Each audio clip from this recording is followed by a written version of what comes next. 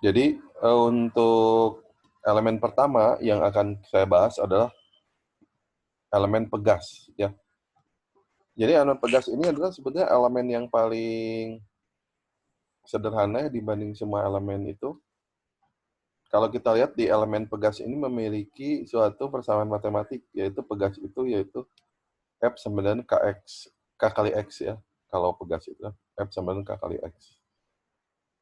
Nah, setelah kita mendapatkan formulasi matematik, ya F sama dengan K kali X, maka selanjutnya adalah formulasi matematik tadi kita bikin menjadi diagram blok, ya.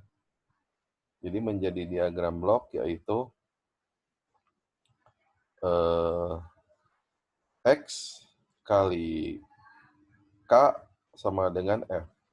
Yang mana ya ketentuannya adalah ketentuannya bahwa yang di dalam blok ya, yang di dalam blok ya. Ini diagram bloknya kayak gini. Yang di dalam blok adalah konstanta, ya, di dalam blok adalah konstanta. Dan yang di luar blok adalah variabel. Yang mana variabelnya ada dua ya, ada variabel input dan variabel output. Nah, cara membacanya ya, cara membacanya adalah X kali K ya, X kali K sama dengan F. Begitu ya cara bacanya. X kali K sama dengan F. Yang mana K ini adalah konstanta pegas. Ya. Kemudian si F ini bisa kita balik ya. Si persamaan bisa kita balik yaitu F kali 1 per K sama dengan X, yaitu sesuai X. F kali 1 per K sama dengan X itu sesuai dengan ketentuan persamaan ini. Jadi kuncinya adalah sebelum kita membuat diagram blok seperti ini ya, maka kuncinya kita bisa memformulasikan matematik ini. Jadi fungsi matematik ini adalah untuk membuat diagram blok ini, ya kayak gitu. Baik, nah udah kayak gitu, kita lihat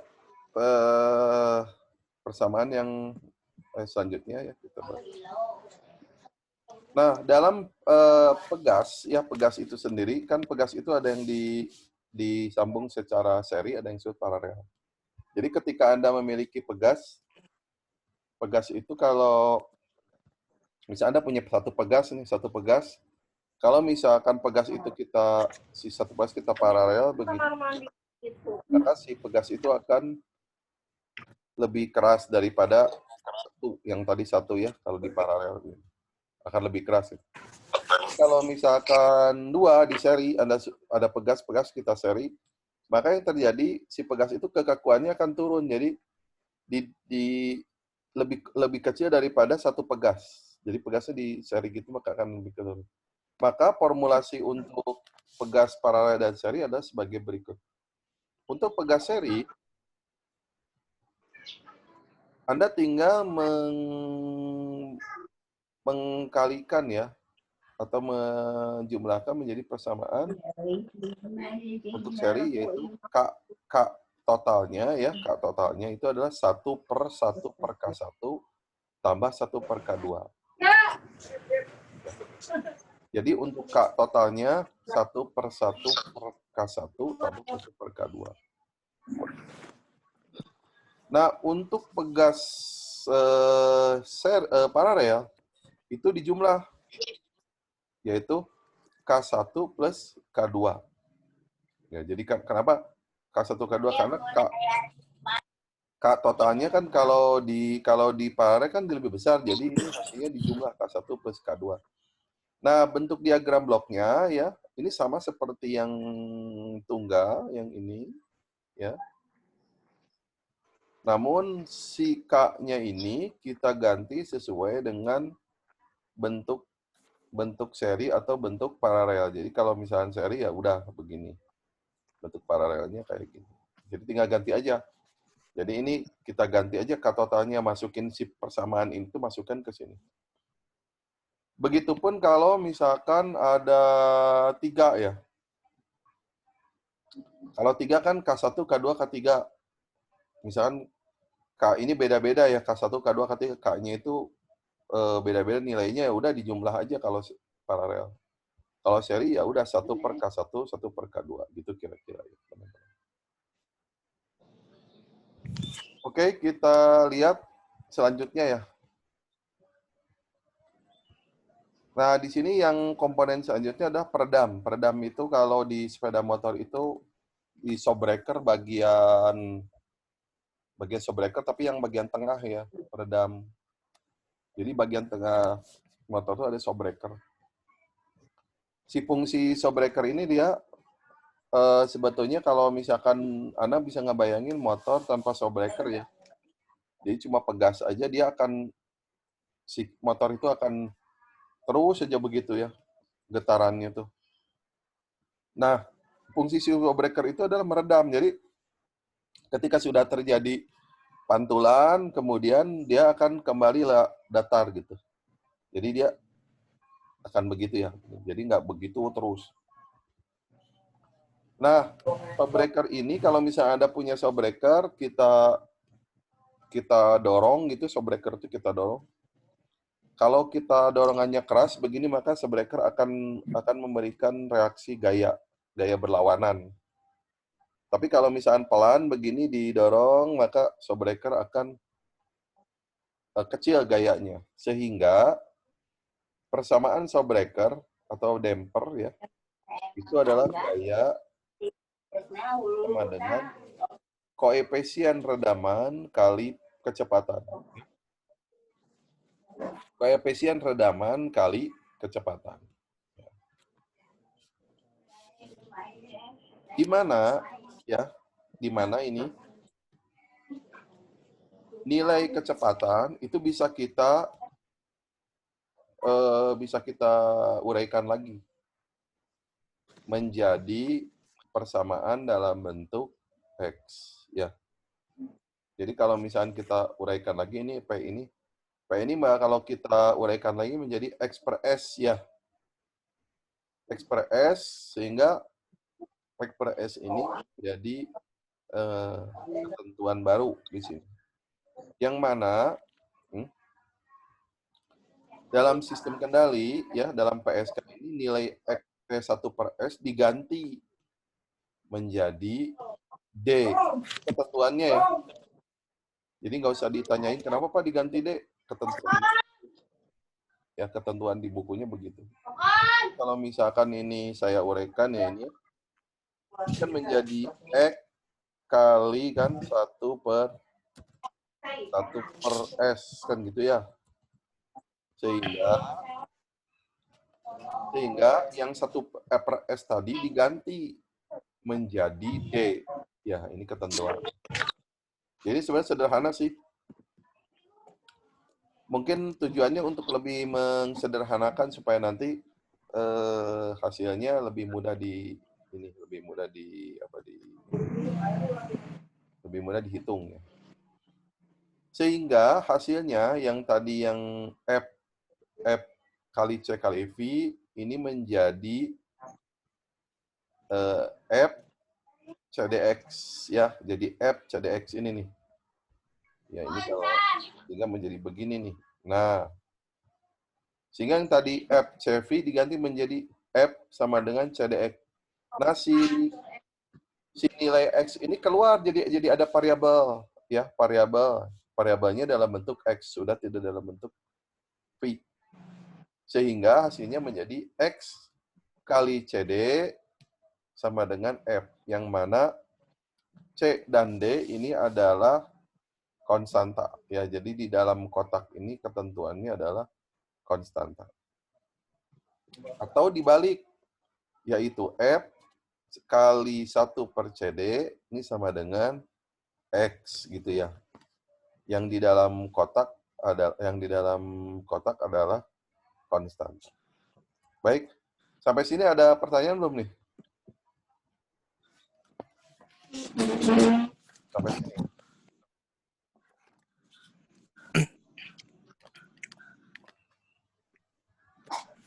Jadi gitu ya.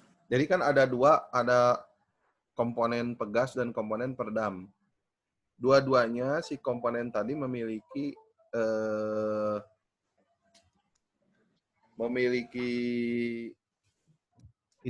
memiliki persamaan matematik.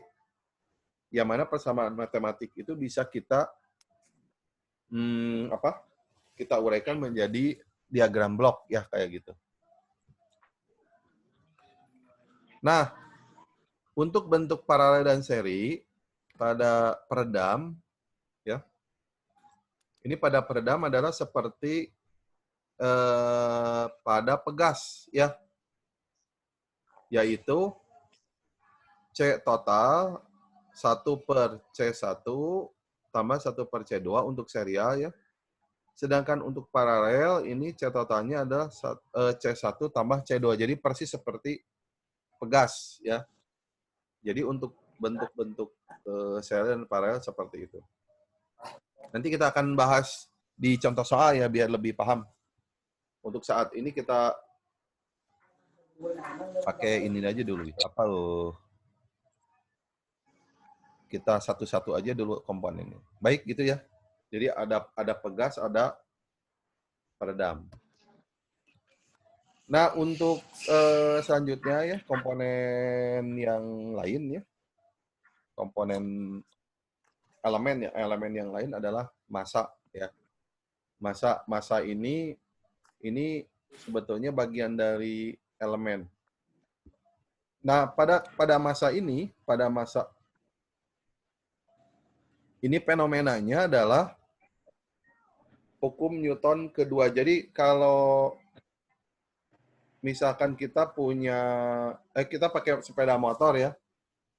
Kita pakai sepeda motor, kemudian lagi kecepatan 40, tiba-tiba kita ingin mempercepat kendaraan, maka yang terjadi adalah ada gaya inersia ke belakang ya.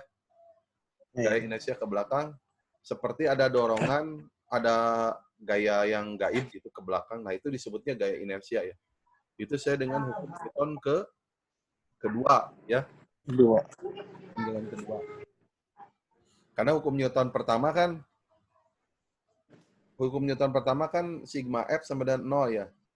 Kedua F sama M kali A, dan ketiga aksi min reaksi ya. Nah, di sini hal lain ya, fenomena lain adalah ketika Anda naik motor ya, kemudian lagi kecepatan 60, tiba-tiba Anda mengerem. Kalau si motor itu dia akan badan kita akan ke depan, seolah kedorong. Nah, itu ya gaya inersia ke depan. Jadi gaya inersia dan gaya selalu berlawanan terhadap percepatan. Gaya-gaya ini tidak akan ada kalau kecepatannya konstan. Kalau misalnya ada kecepatan 60, tidak ada gaya inersia. Inersia itu terjadi kalau misalnya Anda ngerem, kemudian maka itu yang terjadi ketika kita misalkan fenomena itu terjadi ketika misalnya kita naik motor nih, mobil pada kecepatan 100 km, tiba-tiba mobilnya kita rem ya. Maka si center gravity-nya itu dia akan bekerja gaya inersia. Jadi si mobil itu sudah tidak bisa dikendalikan, atau sepeda motor itu Anda akan yang asalnya lurus begini, misalnya jalannya ke sana, dia motor itu akan begini nih. Nah, begini ya. Ini terjadi ketika kita melakukan pengereman mendadak, si energi gaya inersianya itu masih besar sehingga kita akan ke sana terdorong. Maka yang terjadi bahayanya itu adalah mobil itu akan cenderung, kalau mobil atau motor itu akan begini, nanti yang terjadi akan terbalik ya si kendaraan, karena dia posisinya begini. Jadi kalau misalkan dia tidak lurus gitu, tidak bisa kendalikan. Makalah diciptakan rem ABS ya, anti-lock brake system. Itu sebenarnya anti-lock brake system itu untuk membuang energi yang akibat oleh gaya inersia. Sehingga si mobil itu akan cenderung lurus. Lurus itu bukan berarti aman, tapi paling tidak si mobil itu bisa kita belokkan pada saat dia akan belok begini gitu, bisa menghindari, masih ada kesempatan untuk menghindari dan tidak terjadi roll ya. Nah, itu fenomena ini ya, gaya inersia. Maka di mobil itu sekarang teknologinya ada pakai namanya kalau mobil-mobil yang sekarang yang harganya 200 juta itu ada namanya PSA. PSA ya, Vehicle System, PSA ya, Vehicle System Assistant.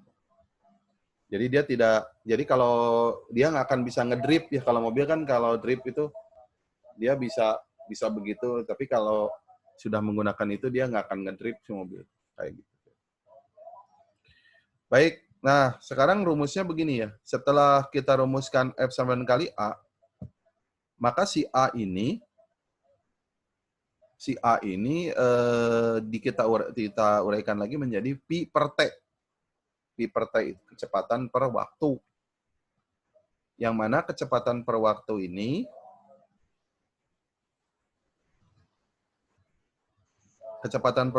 kita uraikan lagi ya menjadi X per T. Kan kalau percepatan itu kan satuannya meter per detik kuadrat. Ya kan gitu ya. Meter per detik kuadrat. Nah, meter per detik kuadrat ini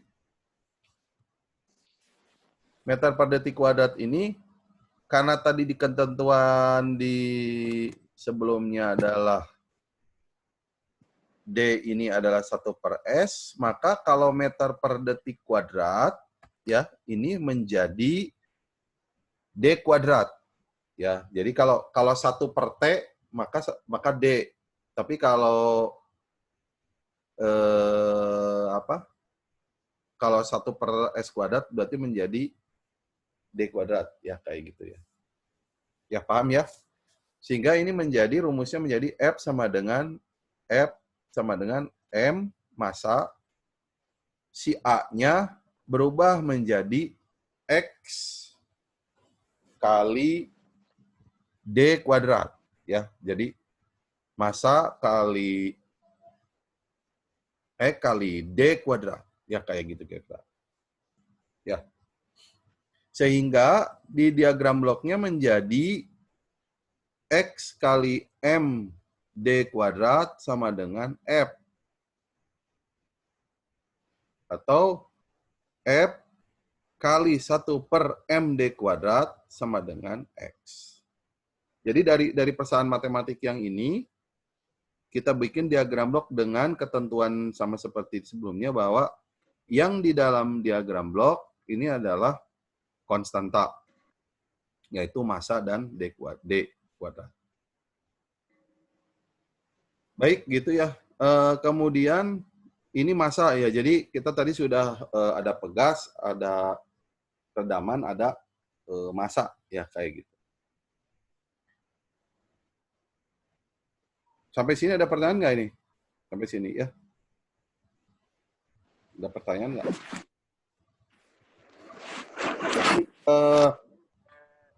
Sebetulnya di sini kita nanti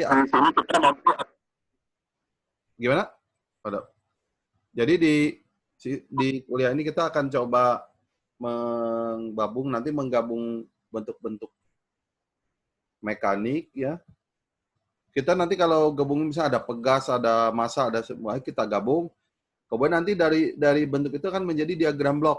Nah, diagram blok itu yang nanti kita akan masukkan ke sistem matematik ya di sana.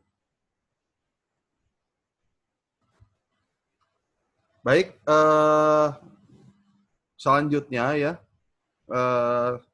komponen yang lain ya, yang selain pegas, redaman dan massa, maka komponennya adalah batang, salah satu yang. Jadi batang di sini dalam pengatur sistem kendali ada 2 jenis batang ya, yaitu batang tetap atau fixed rod ya, dan batang terapung.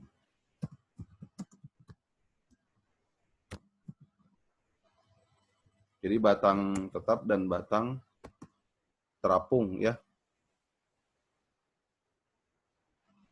Batang tetap ini ya, batang tetap itu artinya ya, fixed rod ini adalah memiliki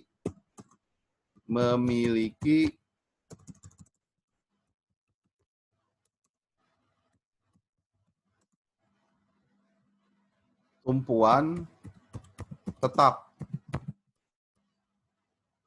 Nah, contoh ini ya, ini contoh batang tetap.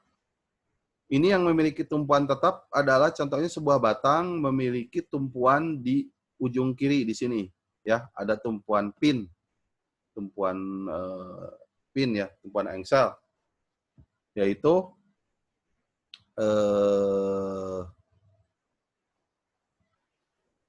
yaitu di sini ya, sorry di sini. Nah, di sistem ini, batang ini, misalkan kita memiliki 2 titik yang lain, yaitu X dan Y, ya, di mana titik X ke pin itu jaraknya A, dan titik X ke pin itu A plus B. Maka korelasi, ya, korelasi antar posisi, kayak gini X dan Y, ini posisi ya, bukan gaya ya.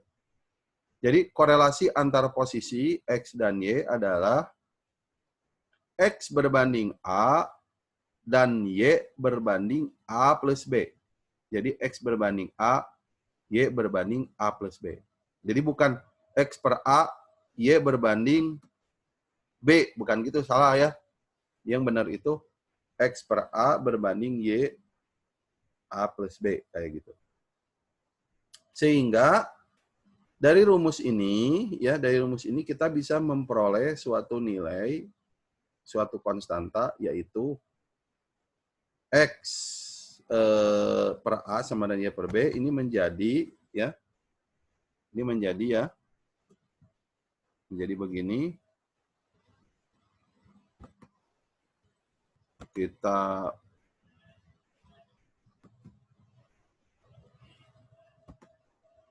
jadi begini nih, ya.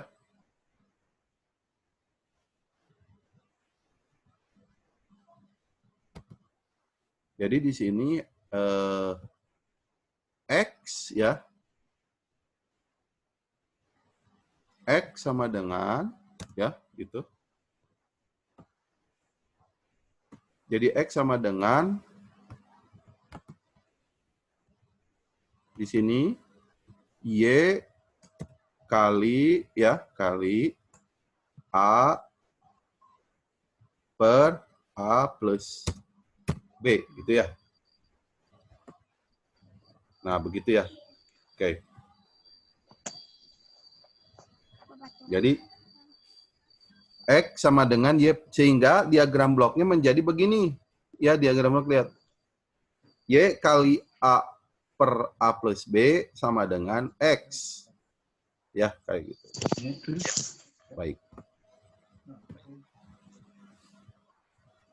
Nah, sekarang kita lihat kemungkinan kedua, fixed rod, ya, batang tetap itu kemungkinan pinnya itu berada di tengah. Kalau berada di tengah kan kemungkinannya itu si gerakannya itu ngeplipnya itu misalnya ke sini atau ke sini ya, flipnya tuh. Dia gerakannya begini atau begini kan. Tapi si ininya tidak berubah. Si pinnya tidak berubah dengan jarak. Maka ketentuan yang bisa kita dapat, ya, yang kita bisa peroleh adalah ketentuan persamaannya ini menjadi, sorry, ini nggak kelihatan, X per A, ya, sama dengan Y per B. Jadi X per A sama dengan Y per B. Korelasinya, ya. Sehingga rumusnya menjadi, diagram menjadi Y kali A per B sama dengan X. Kalau misalnya dibalik, bisa juga dibalik. X kali B per A sama dengan Y. Gitu ya kira-kira ya, teman-teman. Baik, sampai sini ada pertanyaan nggak sebelum dilanjutkan? Jadi, prinsipnya gini sih, prinsipnya itu kita punya diagram blok, kita punya komponen nih, ada pegas, ada massa, ada batang, kita gabung, nanti masing-masing itu kita uraikan dulu diagram bloknya satu-satu ya. 1, 2, 3, sebagainya. Kemudian, setelah itu nanti si komponen yang tadi yang sudah bergabung tadi kita gabung menjadi diagram blok yang banyak gitu, yang banyak digabung penggabungan. Nah, cuma ada beberapa komponen yang memang cara membuat diagram bloknya itu ada yang menggunakan D kuadrat dan D aja ya, atau D kuadrat. Baik, itu kira-kira ya. Nah, kemudian yang nomor 2 ya, yaitu batang terapung atau batang plotting ya. Nah, untuk batang plotting ini bedanya dengan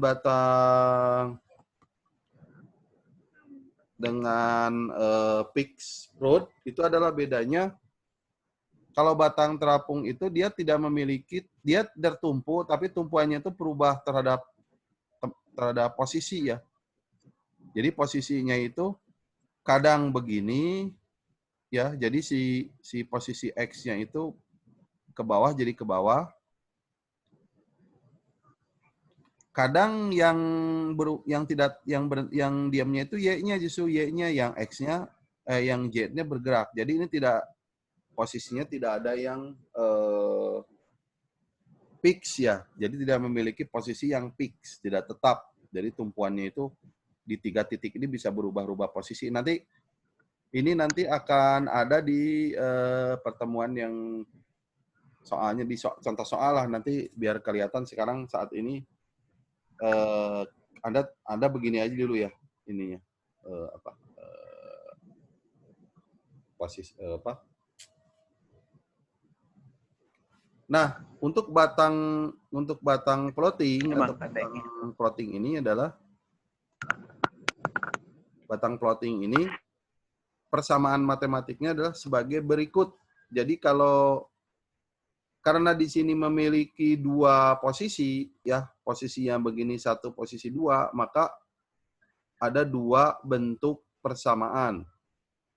Yaitu persamaan yang untuk pertama yaitu posisi X1 ya, dan posisi X2 ya.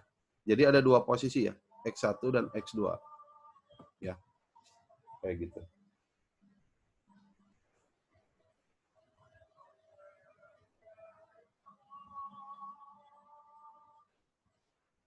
Nah,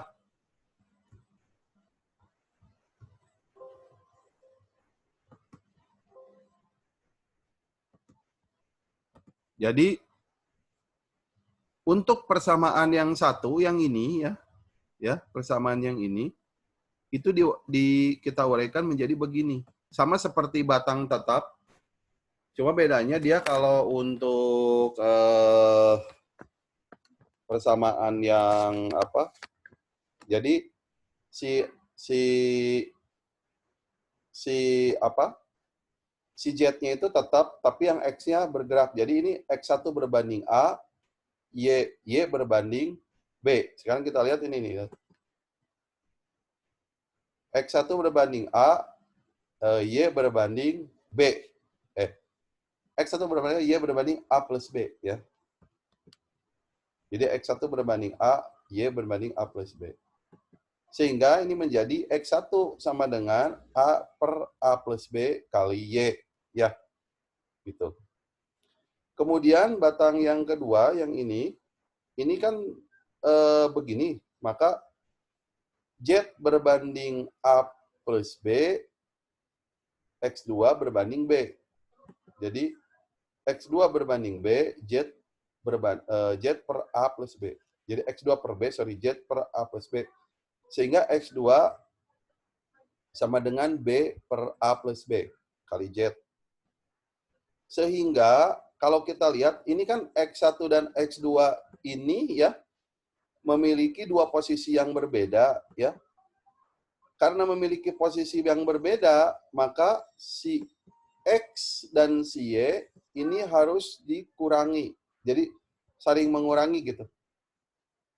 X1 dikurangi X2, ya.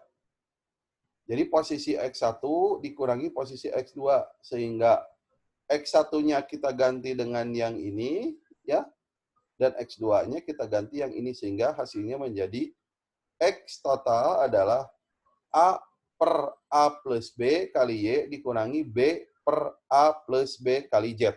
Ya, gitu kira-kira, teman. Ya. Jadi B per X1-nya A per A plus B kali Y, dan B per A plus B kali Z. Baik.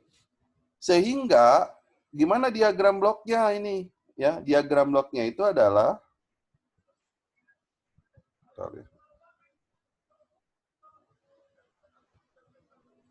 diagram bloknya adalah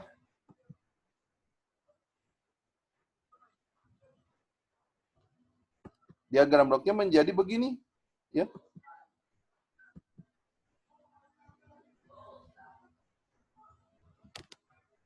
Y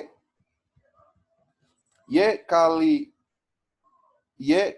A plus B, ya. Y kali A per A plus B sama dengan X1, kan gitu ya, sama dengan X1 dikurangi ya, ini Z kali B per A plus B sama dengan X2. Jadi nilai yang pengurangnya itu berada di sini, ya.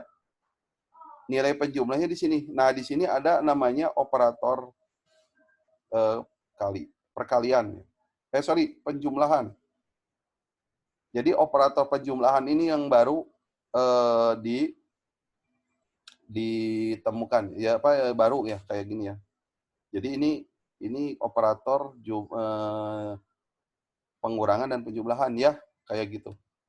Jadi yang tadi yang saya cerita di sini, setelah kita mendapatkan persamaan ini, ya, maka kita bentukkan ke dalam bentuk diagram blok, maka akan seperti ini, ya, kayak gitu.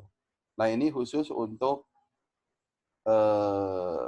batang plotting, ya, kayak gitu.